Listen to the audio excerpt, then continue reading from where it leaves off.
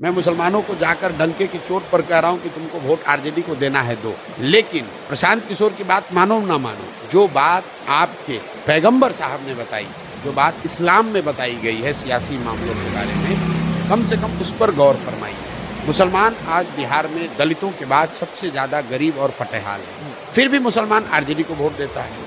मुसलमान ये खड़ा होकर कहता है क्या करें, हम तो भाजपा के डर से देते हैं, लालू जी के अलावा कोई विकल्प नहीं है, हमको तो सबने ठगा है। तो मैं उनको कुरान के हवाले से बताता हूँ कि भाई पैगंबर साहब ने कहा कि जिस कौम को अपने रहनुमाओं की समझ न हो उसके ऊपर जालिम हुक्मरानों को मुसल्लत कर दिया जाए। तो अगर आप ये कह रहे हैं कि आज के हुक्मरान जालिम हो, तो पैगंबर साहब की बात कही हुई गलत तो हो नहीं सकती। उस पूरे लाइन को पढ़ो। उन्होंने कहा कि जालिम हुक्मरान आप पर तब मुसल्लत किए जाएंगे जब आप गलत रहनुमाओं का चुनाव करेंगे। तो आप खुद ही कह रहे हैं कि आज के जो रहनुमा हैं, आपने जिनको रहनुमा बनाया, आज के जो हुक्मरान है वो जालिम है। इसका मतलब है कि जिसको आपने रहनुमा बनाया वो गलत आदमी।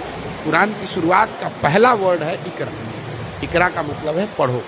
और जिस कौम के सबसे पवित्र ग्रंथ की शुरुआत होती है इस वर्ड से कि पढ़ो, वो कौम आज अपने बच्चों की पढ़ाई की चिंता ही नहीं कर रहा है। वो सबसे अनपढ़ कौम बन गया है। जिस कौम में इस्लाम में बताया गया है कि अपने बच्चों के साथ इंसाफ करना, अपने बच्चों की अच्छी परवरिश करना, उनके साथ इंसाफ करना, ये सुन तो लीजिए, ये अल्लाह की एक तरह से उनको इंस्ट्रक्शन है कि आपको करना है।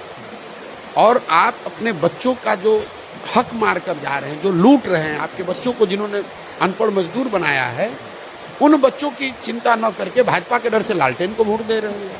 आपको लग रहा है कि डर से वोट देता है? बिल्कुल, मुसलमान सिर्फ भाजपा के डर से वोट देता है। और यही बात मैं मुसलमानों को कह रहा हूँ कि भाई आप कहते हो कि आप अल्लाह को छोड़कर किसी से नहीं डरते, और यहाँ हालात ये है कि भाजपा का डर दिखाकर चोर बदमाश डकैत भी आपसे वोट ले जाता है।